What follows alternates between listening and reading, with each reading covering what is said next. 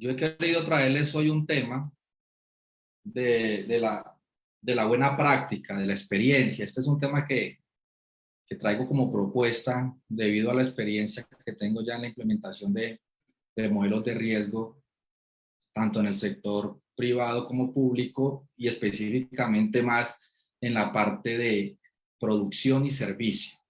Modo presentación, Miller. Ok, gracias.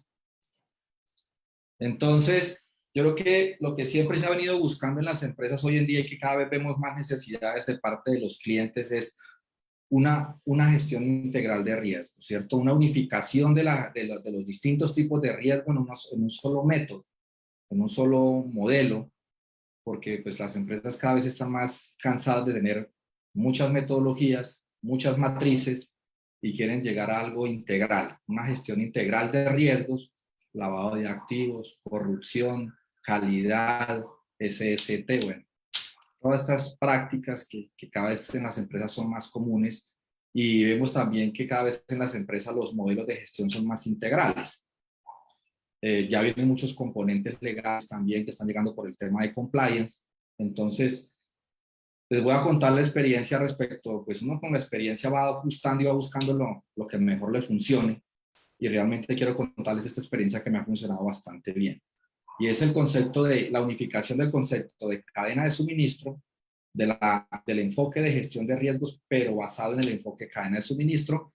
Algo que comencé a trabajar yo por ahí en el año 2007, cuando llegó por primera vez la norma ISO 28000 al mercado como tal, y fue la primera norma que vino hablando de lo que era una gestión de riesgos, pero con un enfoque de cadena de suministro aplicado al componente de seguridad.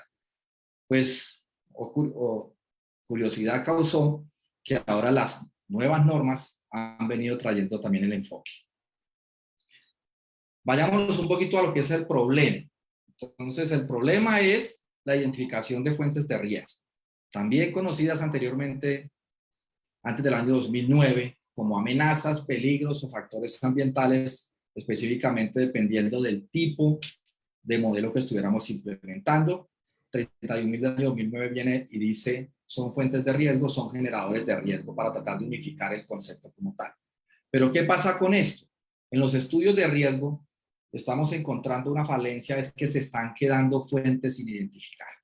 ¿Realmente qué pasa? Hacemos el estudio de riesgos y cuando comenzamos a detectar en el paso del tiempo es que se nos materializan riesgos de los cuales no habíamos identificado fuente. ¿Cuál es la causa? Una mala identificación de fuentes en el contexto interno y externo. Se está fallando bastante en lo que es la identificación de fuentes y pues lógicamente si una fuente no se identifica en el estudio de contexto interno y externo, pues es una fuente que no va a entrar al estudio de riesgos, no va a entrar a la apreciación de riesgos, por tanto nunca la vamos a controlar. ¿Y qué es lo más lógico? Pues que llegue esta fuente y nos dé su golpe, se nos materialice ese riesgo.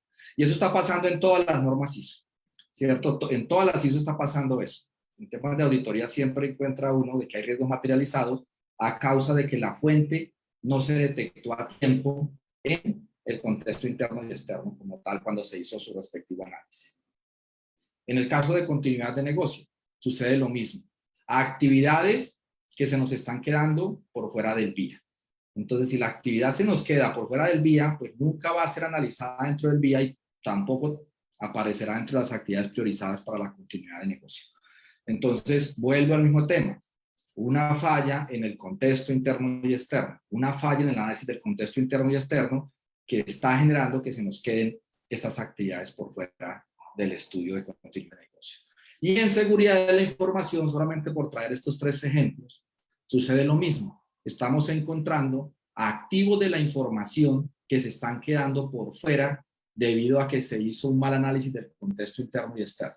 Entonces, el activo se quedó por fuera, no entró al estudio de riesgos y por tanto, más adelante, se nos materializaron los riesgos de esa fuente de riesgo o de esa amenaza, según la ISO IS 27001, que no fue identificada a tiempo.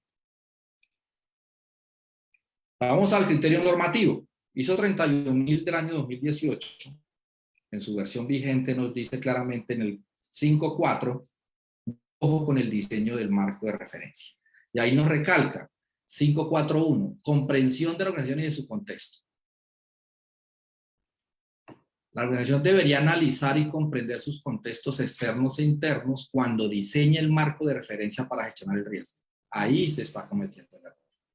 Ahí se está fallando. Y si se falla ahí, falla todo el modelo. Así de sencillo. Si fallamos en un análisis de contexto interno y externo, en un eficaz análisis de contexto interno y externo, la gestión de riesgo va a quedar mal hecha. Entonces, ¿qué les recuerda a ustedes esto? Contexto, fuente de riesgo, riesgo y control. Este despliegue que debe ser tan claro, ¿cierto? Arrancando desde el análisis de contexto, yo identificar la fuente del riesgo. Y desde la fuente del riesgo, desplegar el riesgo respectivo o los N riesgos que me genere esa fuente en el negocio que está haciendo el estudio, ¿cierto? Para luego llegar al control. Esta línea, cuando el análisis de contexto es mal hecho, se está perdiendo. Entonces, ¿qué encontramos en la realidad? El auditado sabe el control, pero no conoce el riesgo. O el auditado sabe el control, conoce el riesgo, pero no conoce la fuente que lo genera. Y también, cuando le preguntamos por la fuente, de dónde salió, para mirar si la fuente es posible, para mirar si la fuente de riesgo realmente existe en el contexto interno y externo, tampoco saben en cuál contexto está presente la fuente. Entonces, se pierde totalmente la linealidad y es donde cualquiera falla. Yo siempre digo, ideal buscar que todo el mundo conociera estas 4 cosas. O arranca del control y puede llegar fácilmente hasta el contexto interno donde está la fuente que genera ese riesgo, o viceversa.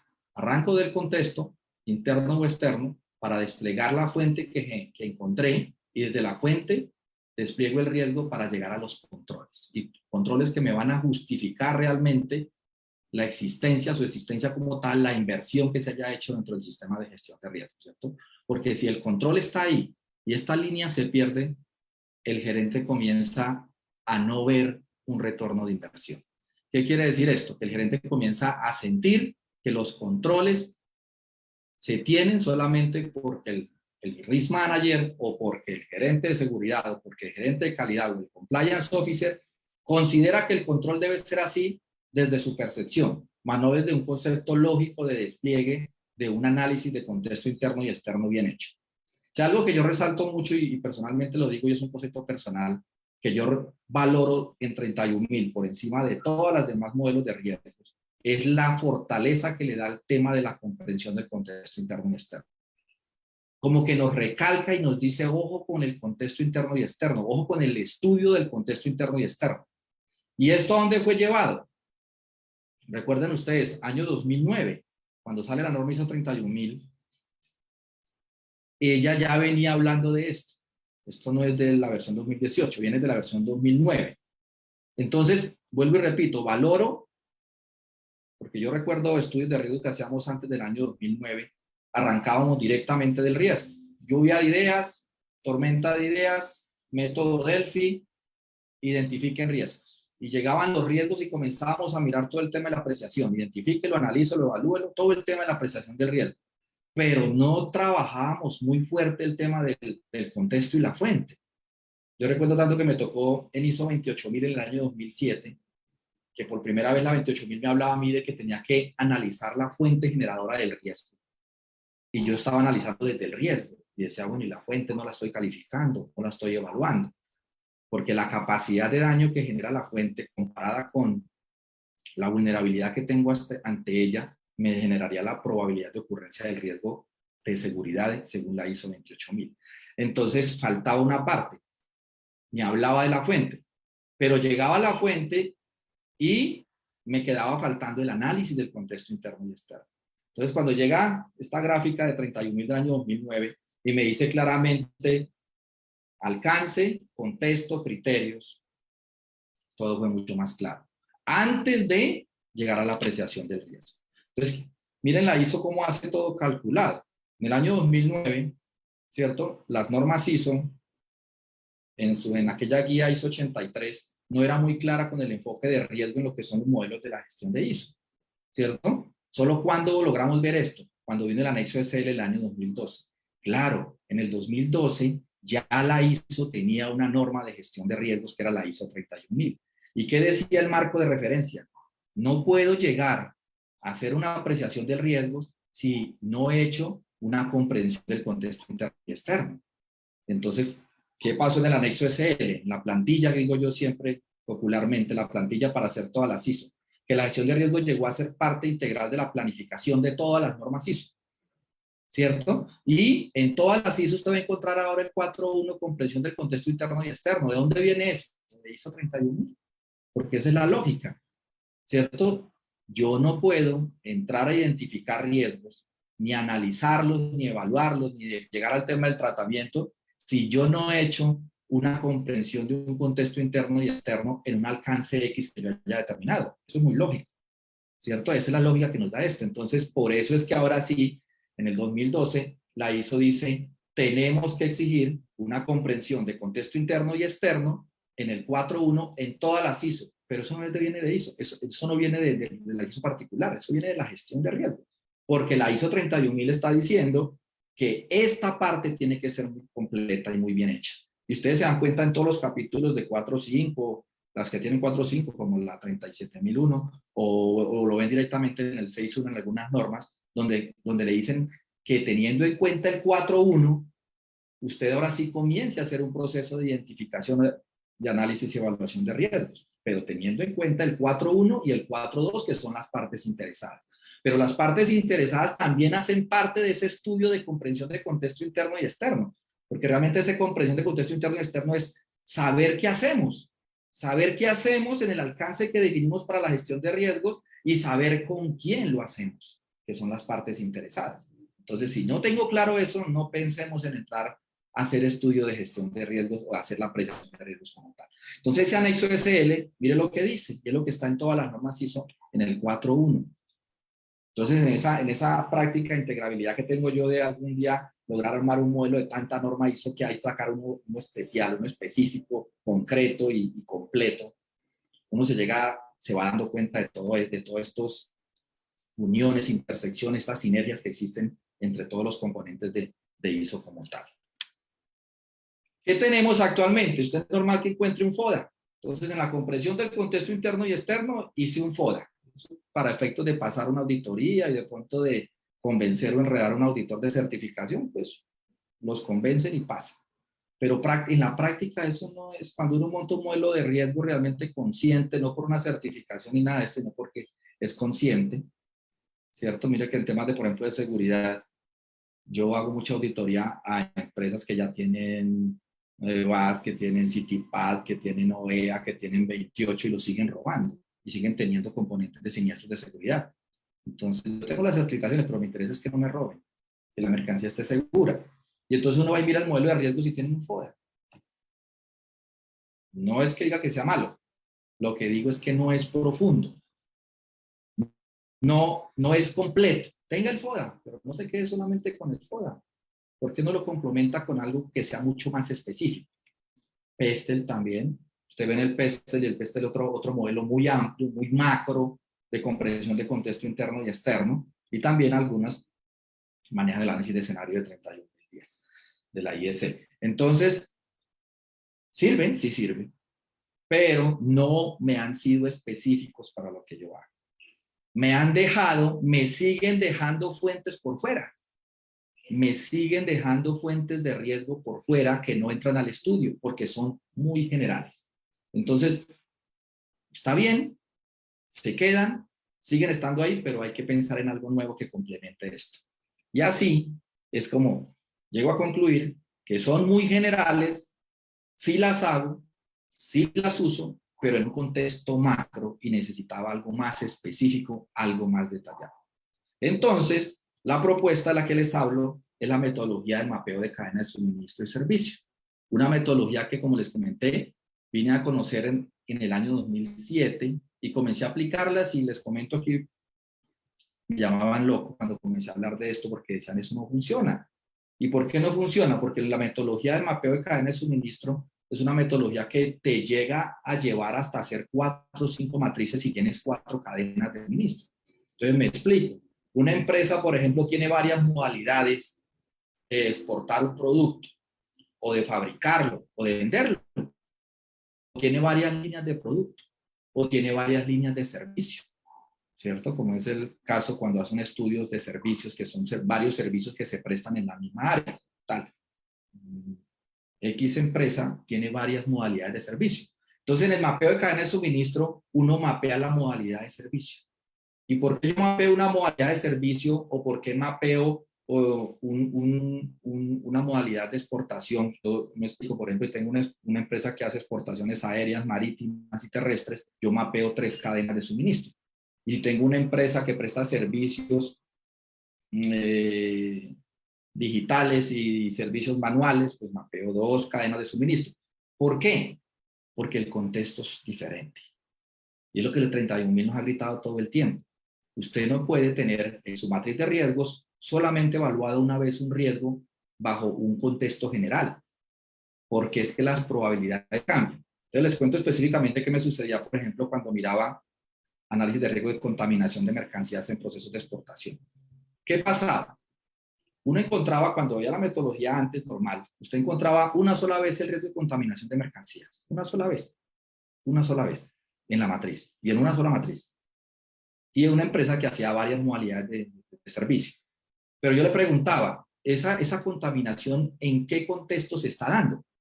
Esa contaminación, porque es que usted lo pueden contaminar aquí mientras está cargando el contenedor, lo pueden contaminar mientras traslada el contenedor a un puerto, lo pueden contaminar en el puerto, lo pueden contaminar en el tránsito marítimo internacional, ¿cierto? Son varias situaciones donde se puede dar la contaminación y usted está determinando la probabilidad a partir de los controles que tienen en ese espacio específico. Entonces, ¿qué quiere decir esto? Que una cosa es la probabilidad de contaminación estando en el puerto a estando cargando en la empresa. Depende de los controles. Ustedes saben que la probabilidad siempre se maneja a partir de los controles que tengo para repeler la fuente de riesgo. Entonces, usted no me puede decir que esta probabilidad de ocurrencia de riesgo de contaminación esté en toda la operación, porque no es así, no es real. ¿Por qué no somos más específicos? Y eso es lo que yo decía. ¿Por qué no somos más específicos? ¿Por qué no me mira la probabilidad de contaminación en el puerto, en el cargue, en el tránsito marítimo, y que comenzamos a darnos cuenta que eran diferentes? Y claro, son diferentes por lógica. ¿Por qué? Porque los controles son diferentes. La empresa no tiene la misma capacidad de controlar un contenedor en la planta, pues está controlado porque ellos están ahí presentes, pero esa capacidad de control se va perdiendo a medida que va saliendo de nuestras manos, que se la entregamos a un tercero. Entonces, ese mapeo lo trajo la norma ISO 18788 y por fin yo sentí que no estaba tan loco en el año 2015. ¿Por qué? Claro, me llamaban loco, ¿por qué? Porque es que yo hablaba de salir de una matriz de riesgos a tener varias. Y entonces decían, uy, pero es que eso es mucho más trabajo. Claro, si usted está pensando en una certificación, pues usted le da pereza hacerlo. Pero si están pensando en tener realmente un sistema de seguridad fuerte, pues no le da pereza hacerlo. Y eso estamos haciendo acá. Yo no le estoy montando gestión de riesgos para una certificación. Estoy montando gestión de riesgos para que se proteja y realmente tenga una verdadera gestión de riesgos. Entonces, en el 2015, primera vez que una norma, porque la 28000 lo decía de forma implícita, pero no lo pedía textual como requisito. Esta norma, por primera vez en el 2015, exige el mapeo de la cadena de suministro previo a la apreciación de la gestión de riesgos. Y le dice claramente, identifique las cadenas o la cadena de suministro para comenzar después a hacer un proceso de apreciación de riesgo. Por Dios, por fin se dio. Y después lo encontré en 22301. ¿Cierto? En la continuidad de negocio para el tema de hacer contexto, de comprensión de contexto. Entonces, esto se convirtió en una práctica para hacer una excelente comprensión de contexto interno y externo. No es que yo diga que la gestión de riesgos tiene que tener este componente, no estoy diciendo eso. Estoy diciendo que es una buena práctica para hacer una excelente gestión de comprensión de contexto interno y externo después para que después aplicar una gestión de riesgos que sea mucho más eficaz. Entonces, esta norma, les comento a los que no la conocen, ella dice, es para empresas de seguridad privada y departamentos de seguridad privada en empresas, dice, mapee las cadenas de suministro. ¿Y por qué dice mapee las cadenas de suministro? Porque una empresa de seguridad privada presta servicio armado, presta servicio sin armas. Una cosa es un servicio con armas y otra cosa es un servicio. Los riesgos son totalmente diferentes. Presta servicios de escoltaje, presta varias modalidades de servicios de seguridad. Entonces ahí le dicen, mapee las modalidades de servicio que presta. Y en el mapeo, usted conoce, comprende muy bien lo que es el contexto interno y externo de ese servicio. Y entonces cuando lo conoce muy bien, ya está preparado y tiene la capacidad de entrar a buscar las fuentes generadoras de riesgo y los riesgos que se generan de estas fuentes, con mucha más conciencia. Entonces, imagínense ustedes, por ejemplo, cuando usted decide contratar un modelo de riesgos, un estudio de riesgos, y le pide a un consultor que no conoce su negocio que haga una gestión de riesgos. Yo digo, ¿cómo la va a hacer si no conoce el negocio? Si no conoce el negocio, ¿con qué coherencia va a llegar a identificar fuentes y riesgos? Pues imagínese lo que le va a entregar. O le entrega algo que hizo en otro contexto diferente, o le va a entregar algo que está totalmente desorientado de lo que es el contexto interno y externo suyo. Y es lo que afecta y viola el principio de adaptabilidad que pide la 31.000, ¿no? Oiga, que la gestión de riesgos sea mi traje, sea mi medida, y no me esté colocando un traje que me quede grande porque fue hecho bajo la comprensión de un contexto totalmente diferente al que estamos haciendo. Esta norma busca que dentro de esos servicios yo busque las fuentes generadoras de riesgos de violación de derechos humanos y libertades fundamentales. Por ejemplo, cuando manejo armas, ¿cierto? Existe una fuente. El simple hecho de yo manejar un arma me genera el riesgo de que pueda haber un vigilante, pueda violar un derecho humano o una libertad fundamental de un protegido como tal. Entonces, ese es el contexto. Esta norma la hace el Comité Técnico 292, que es el comité técnico que maneja 22301, continuidad de negocio, Comité Técnico 292. Entonces, ahora sacaron la 28.000 del año 2022, el Comité 292. ¿Qué pasa con eso? Trae mucho más fuerte el enfoque. Y entonces, para terminar ya por tiempo, ya veo a Alfonso aquí, esto es un mapeo de una cadena de suministro. Si ustedes se dan cuenta, cuando uno hace este gráfico, la metodología dice claramente, la cadena de suministro está compuesta por las actividades aguas arriba, arriba, o flujo arriba, como lo quiera llamarse, una traducción que se haga en cada país, por todas las actividades que se necesita la empresa para abastecerse de los insumos que necesita para prestar el servicio o fabricar el producto como tal. Y fuera de eso hay unas actividades también operativas que se hacen antes de comenzar a hacer el core de negocio, que es la esencia de la empresa. Y después de hacer la esencia de la empresa se hacen unas actividades posteriores, que son también administrativas y algunas operativas, que son las que están aquí de color amarillo. Entonces tenemos tres, como en un mapa de proceso, tres niveles. Miren esta empresa, ustedes se podrán imaginar. Cuando yo veo la empresa, esta que es una empresa exportadora de banano en Colombia, ¿cierto? Cuando usted ve la empresa de forma general, usted encuentra la matriz con 10, 20 riesgos. Cuando usted hace este estudio, para esta empresa usted comienza a encontrar 50, 60 riesgos. Mire el nivel. Cada actividad se convierte en un escenario para buscar fuentes y riesgos. Lógicamente, mire, si en este caso aquí tenemos operativamente que cerca más de 20 actividades, y cada fuente puede generar N riesgos. Imagínense usted las que pueden salir. Pero este nivel de detalle, y les muestro también que no está solamente en exportaciones, miren, en servicios. Esta es una empresa de servicios, para mostrarles que también yo después lo apliqué en servicios y funcionó. Porque es que toda empresa tiene una cadena de suministro o de servicio. Toda empresa necesita unos insumos para poder hacer su core de negocio, toda. Y estamos buscando los riesgos en la consecución de esos insumos, en la consecución de las materias primas. Muchas veces se nos queda sin analizar esas partes. Y entonces creemos que estamos seguros, pero realmente la extracción de riesgo solamente la estamos haciendo donde nosotros tenemos alcance y tenemos control. Pero las actividades tercerizadas que se hacen aguas arriba o se hacen aguas abajo, no las estamos gestionando. Entonces están quedando por fuera. Y por eso me gusta 28.000. 28.000 dice, una cosa es la seguridad del core de negocio o del mapa de procesos del core, porque el mapa es el core, y otra cosa es la seguridad de toda la cadena. Y cuando metemos la cadena no nos importa quién hace la actividad, nos importa es que tiene riesgos y que me pueda gestionar los riesgos allá para controlar totalmente como debe ser.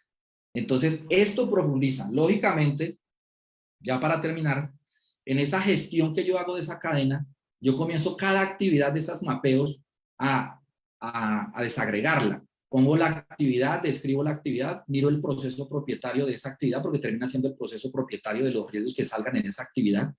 Miro las partes intervinientes porque terminan siendo fuentes de riesgo. Entonces, si yo digo que en el contexto interno interviene X cargo, X persona, normalmente terminan siendo fuentes generadoras de riesgo esas personas que tienen contacto con la mercancía, con lo que estoy protegiendo, con el activo de la información. Y miro el contexto externo también porque también encuentro allá que terminan siendo fuentes de riesgo. Y después comienzo a mirar, por cada actividad, comienzo a mirar qué fuente de riesgo hay en el contexto interno, qué fuente de riesgo hay en el contexto externo. Y comienzo a desglosar los riesgos de cada fuente. ¿Y qué voy a tener al final de todo este despliegue de esta cadena? Un listado de fuentes de riesgo interno, un listado de fuentes de riesgo externas, cada una con sus respectivos riesgos. Y luego los tomo y los meto a la matriz para hacer la apreciación de riesgo. Y esto me ha funcionado porque ya son mucho menos los que se me quedan por fuera. Y la misma gente en la práctica, les comento, dice, oiga, hay actividades aquí que yo nunca había metido en la matriz de riesgos. Hay actividades aquí que yo nunca había identificado que teníamos esos riesgos. Entonces, les da mucho más valor agregado esta parte. Bueno, muchas gracias. Es lo que quería mostrar aquí rápidamente. Hay una cosa para terminar. ¿Qué puede tener esto de inconvenientes? De pronto ustedes lo verán y dirán, no, pues es mucho más trabajo. Claro, es mucho más trabajo. Pero es un trabajo más consciente, es un trabajo de valor, de que agrega valor para la empresa. Y hay mucha empresa que busca eso. No quiero lo más sencillo, quiero lo que funcione y quiero lo que tenga eficacia respecto al objetivo propuesto. Alfonso, muchas gracias.